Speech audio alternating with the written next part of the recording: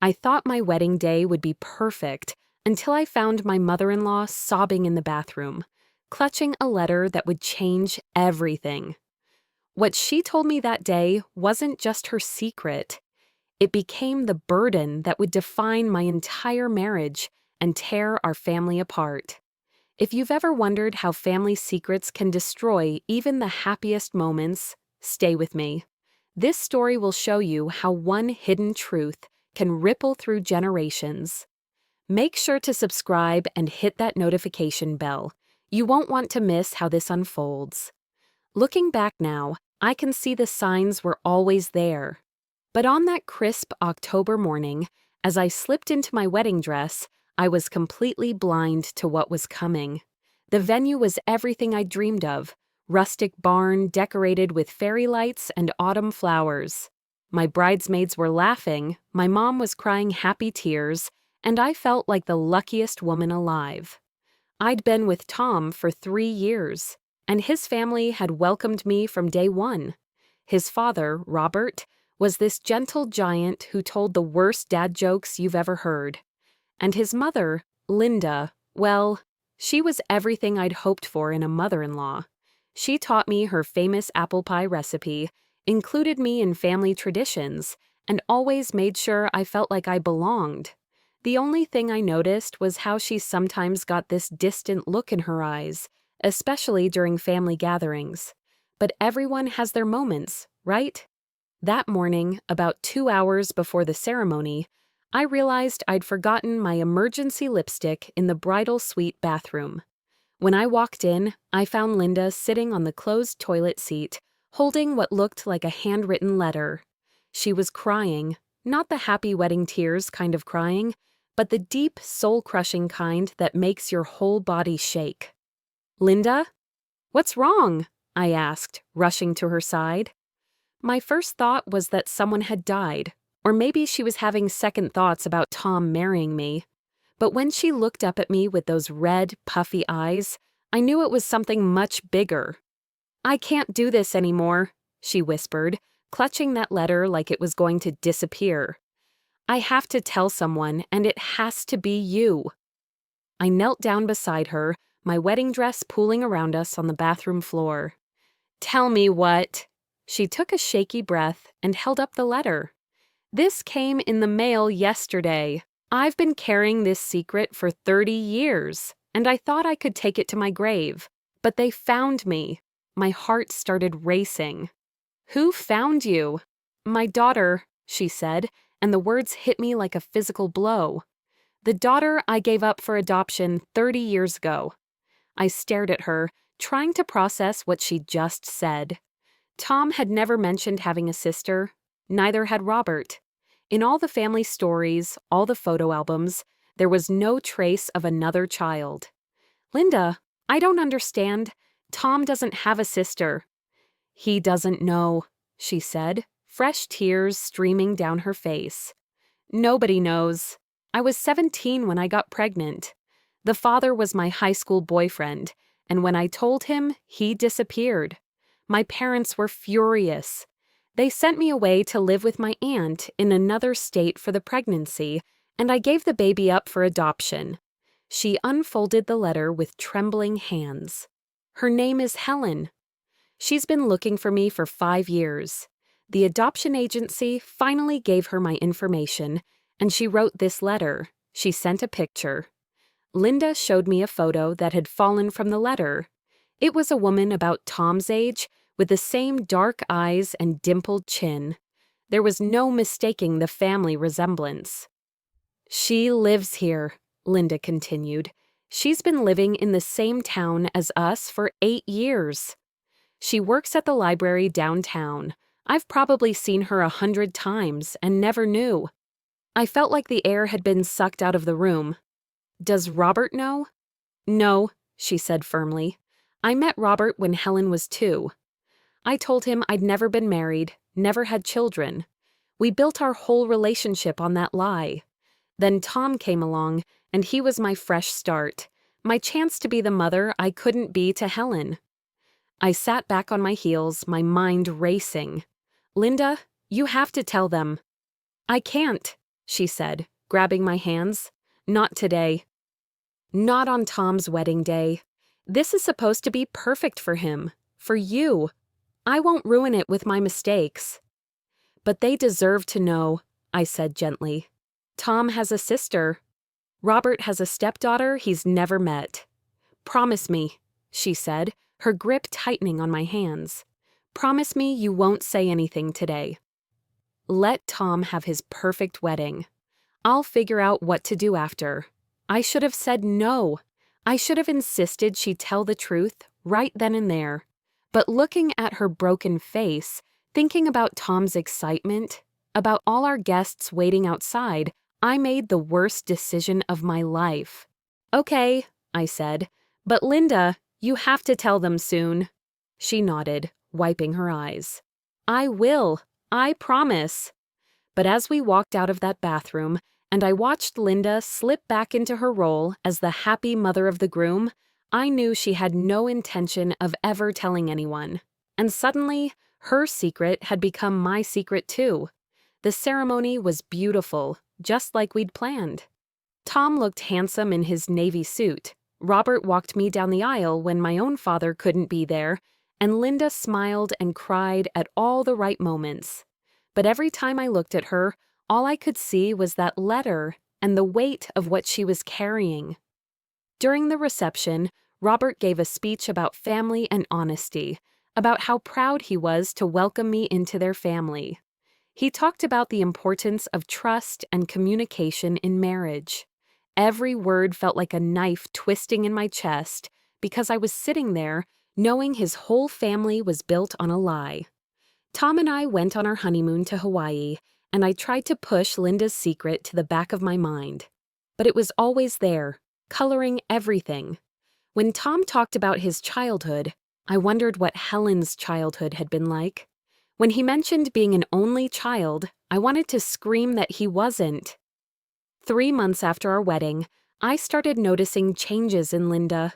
She was jumpier, more anxious. She'd get mysterious phone calls and step outside to take them. Mail would come for her that she'd quickly hide. Tom noticed too, but when he asked her about it, she'd brush him off with some excuse about work stress. Then one evening in February, everything came crashing down. We were having our usual Sunday family dinner at Tom and Linda's house when the doorbell rang. Robert went to answer it, and we heard him talking to someone on the front porch. When he came back to the dining room, his face was pale. "Linda," he said slowly, "there's a woman here who says she's your daughter." The color drained from Linda's face. Tom looked confused, glancing between his parents, and I felt like I was going to throw up. "That's impossible," Tom said with a nervous laugh. "Mom doesn't have a daughter." But Linda was already standing up, her hands shaking. I can explain." Helen walked into the dining room then, and the resemblance to Tom was undeniable.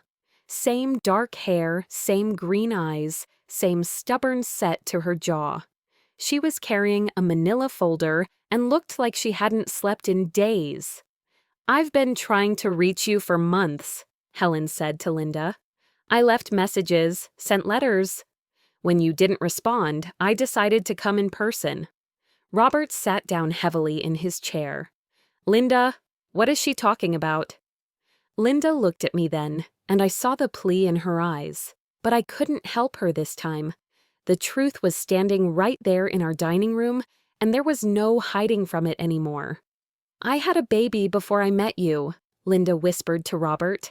"I was 17. I gave her up for adoption." The silence that followed was deafening. Tom's face went through about 5 different emotions in 10 seconds. Robert just stared at his wife like he'd never seen her before. "You've been lying to me for 30 years?" Robert's voice was barely a whisper. "I wanted to tell you," Linda said, tears streaming down her face. "But then we fell in love, and I was so afraid you'd leave me. And when Tom was born, I thought maybe I could just forget about the past." Tom stood up so quickly his chair fell over. "I have a sister? I have a sister and you never told me?" Helen cleared her throat. "Actually, you have 2 sisters. I have a younger sister who's also adopted. We've been looking for our birth mother together."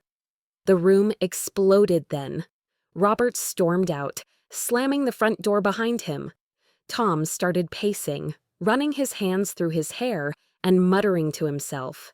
Linda collapsed into her chair, sobbing, and Helen just stood there in the middle of it all, holding her folder of documents, looking like she regretted ever starting this search. But the worst part was when Tom suddenly turned to me. "Did you know?" he asked, his voice deadly quiet. I could have lied. I could have shaken my head and pretended to be just as shocked as everyone else. But I was so tired of carrying secrets. "She told me on our wedding day," I said quietly. Tom's face went white. "Our wedding day? You've known for 6 months and didn't tell me?" "She begged me not to say anything. She didn't want to ruin—" "That wasn't your choice to make," Tom shouted. "She's my sister." "They're my sisters. How could you keep that from me?" I tried to explain, tried to make him understand the impossible position, Linda, but he wasn't hearing it. In his mind, I'd betrayed him just as much as his mother had. The trust we'd built over 4 years together crumbled in that one moment. The next few weeks were hell. Robert moved out temporarily, staying with his brother while he tried to process everything. Tom barely spoke to me, and when he did, it was cold and distant. Linda had what her doctor called a nervous breakdown and spent a week in the hospital. Helen tried to reach out to Tom, but he wasn't ready. Learning that he had not one but 2 sisters, that his whole family history was a lie, that his wife had been keeping secrets, it was too much for him to handle. I found myself in the strange position of being the go-between. Helen would call me asking about Tom. Linda would cry to me about how sorry she was. Robert would ask me to help him understand how his wife could have lied for so long, and Tom would blame me for all of it. The marriage counselor we started seeing said that secrets in families are like cancer. They grow in the dark and poison everything they touch. She was right. Linda's secret hadn't just affected her. It had infected all of us. It took almost a year for things to start getting better. Robert eventually came home, but their marriage was never quite the same. He said he loved Linda, but he didn't know if he could ever fully trust her again. The fact that she'd kept such a huge secret for 30 years made him question everything else she'd ever told him. Tom slowly started to forgive me, though it took months of counseling and many long, difficult conversations. He said the hardest part wasn't that I'd kept the secret, but that I'd made the choice for him. By staying quiet, I'd taken away his right to know his own family history. As for Helen and her sister Beth, they became part of our lives gradually. Tom was cautious at first, unsure how to relate to these sisters he'd never known existed. But Helen was patient and kind, and eventually they developed a relationship. Not the close bond that siblings who grow up together have, but something real and meaningful. Linda struggled the most with everything that had happened. The guilt she'd carried for 30 years had finally been exposed, but instead of feeling relieved, she felt like she destroyed her family. She went through a deep depression and had to take medication for anxiety. The woman who had been the strong center of our family became fragile and uncertain. But slowly, very slowly, we all started to heal. Family dinners resumed, though they were different now, bigger, more complicated, but also richer in some ways. Helen would bring stories about her adoptive family, Beth would share pictures of her children, and gradually, the awkwardness faded into something that felt like belonging. I learned that Helen had always felt like something was missing in her life, even though she'd had wonderful adoptive parents.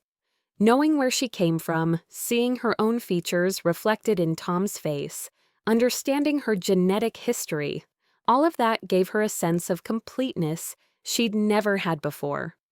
Robert and Linda renewed their wedding vows on their 25th anniversary. During the ceremony, Linda publicly apologized for the lies and promised to spend the rest of their marriage being completely honest. It was a small ceremony, just family, but it felt like a new beginning. Tom and I are still married, though it wasn't easy for a while there.